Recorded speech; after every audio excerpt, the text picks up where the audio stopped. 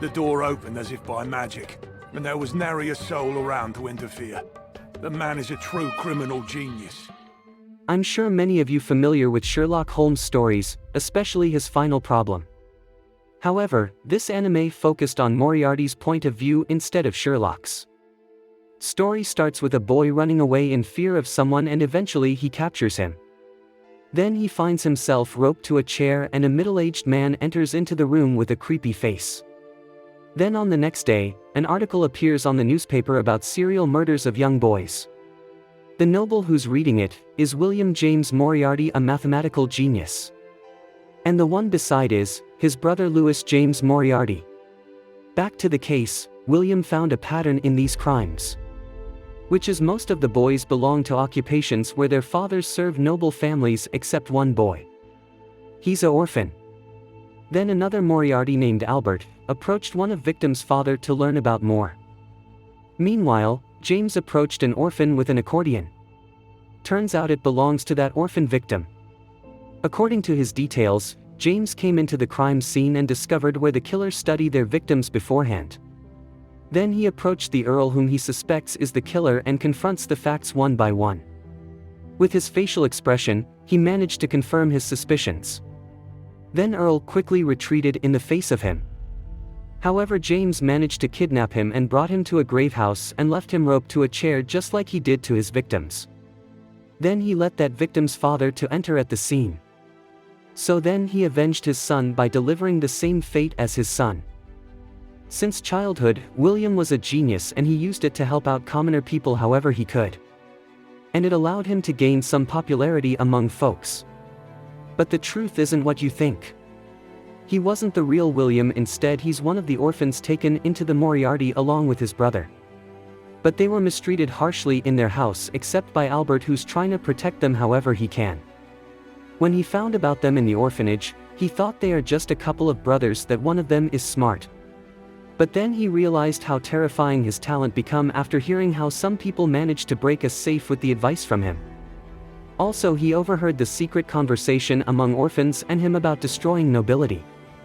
His final goal is to change the system so people can see equal in value whether they are commoners or nobility.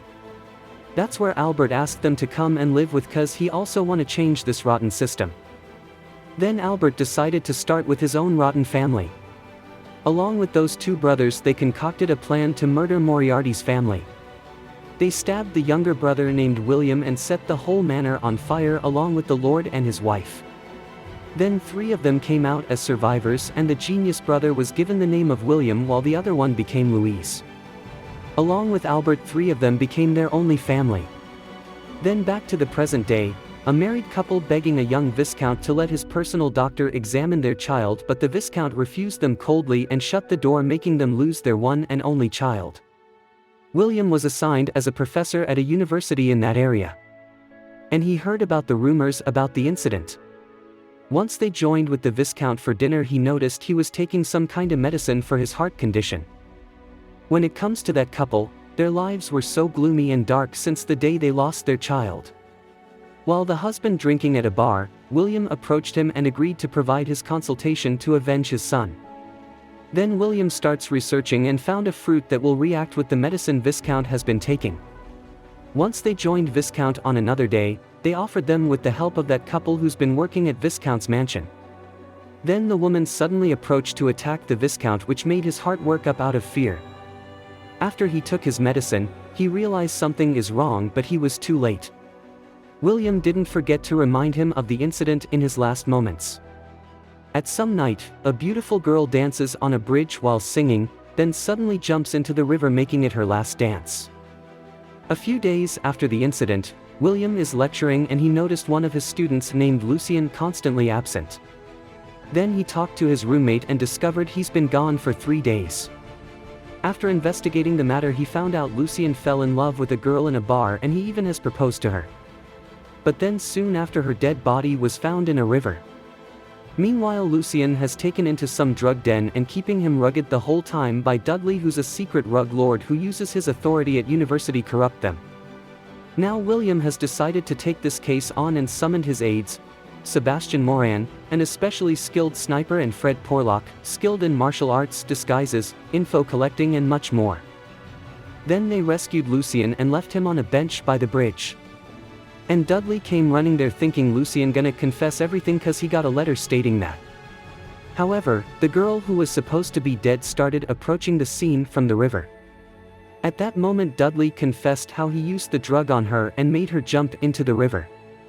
After hearing about the crime from the culprit himself, William approaches there. Then Fred removed his wig leaving him dumbfounded. After that Sebastian started shooting at his feet using a sniper which made him fall into the river in despair, facing the same fate as the girl. During a night, a man running from some hunting dogs. Meanwhile another person aiming a rifle at him and shots him down. It turns out to be a count named Blitz Enders. There was a large luxury ship which is the first of that kind, and that count was boarding the ship. Also Moriarty and their team cause Count Blitz is their next target. They used a criminal who's responsible for so many crimes to rile up the count, along with many other methods. While walking around William ran into an individual named Sherlock on the ship. They exchanged some words but William didn't consider he's gonna be a hindrance to their plan. Meanwhile, Blitz is at his limit after facing one misfortune after another and decides to release his frustration by hunting someone like he does in his hunting ground. And that criminal entered into his line of sight and invites him to the room. While he admiring all the alcohol, Blitz stabbed him mercilessly to the death. He was finally satisfied and calmed but at that moment William entered the room making Blitz dumbfounded. However, Blitz claimed that man was trying to steal and he attacked him out of self-defense. So William suggested throwing the body out instead of reporting it to authorities. But right after they threw the body Sebastian and Fred caught it from the platform below.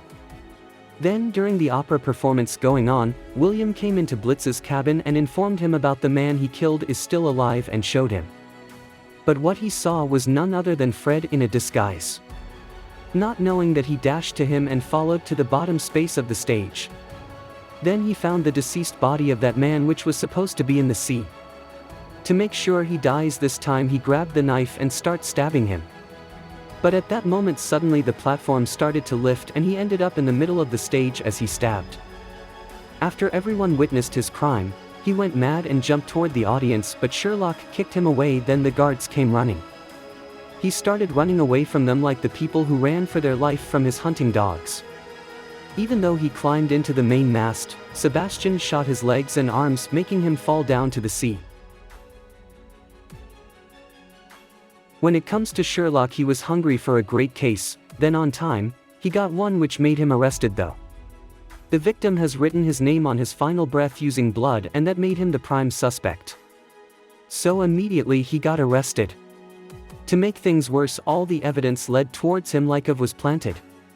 Somehow Sherlock managed to persuade Lestrade to let him see the crime scene. Then he came to the conclusion that this wasn't an act of an individual but a mastermind who was pulling the strings from behind. Which is exactly what's going on. Then with the assistance of Lestrade, he managed to slip out from the police and met up with Watson. Then they investigate the victim, the noble who died, and found out he's been molesting and killing maids as he wished. Then he silenced the families with money. Using the ring they found at the crime scene they unraveled the story of Lucy and Jefferson. Lucy was one of the victims of that noble. After fitting everything in the puzzle, they tracked down Jefferson who's a coachman. But he proposed a deal: if Sherlock were to kill him with his own hands, he'd reveal the mastermind and make sure of Sherlock's freedom. But he turned his offer down and handed him over to authorities. Meanwhile, Moriarty's group discusses how their test on Sherlock went. And all of them realized, including William, they might have found the beacon in this dark world. On another day, Sherlock visited some distant town to investigate about a sudden death of a noble, but there wasn't any luck. However, on the way, he met Moriarty brothers on the train. They chatted for a while until they heard a scream. It turns out a murder of a middle-aged man inside a cabin. Then Sherlock suggested a friendly competition between William and Sherlock, who solved the case first. But they got only 48 minutes to solve it cause when the train stopped at the next station, the killer gonna escape. To make matters worse, Watson got arrested under the suspicion. After investigating the crime scene, both of them started investigating other factors to narrow down the suspects. But both of them use different approaches. Sherlock uses circumstantial evidence while William uses a psychological approach which to profile the killer's mind. However, they both came to the conclusion that the killer is among the crew because of shoe prints and other evidence. But before confronting it, William met with each one of them and greeted them. Then the time has came and Sherlock has gathered all the crew members and narrowed it down to 3. And only one person had blood on his gloves, which he thought he finally got him, but that person claimed the blood from the wound on his each palm. And of course, he was the killer, but Sherlock didn't have enough evidence. That was when William spoke up and showed the blood on his glasses. The suspect was shocked and got terrified when William bluffed about he got more evidence on him. Then he gave up and confessed to the crime. Turns out while William greeting around the crew, he had planted evidence on them, just like a blood stain on that guy's glasses.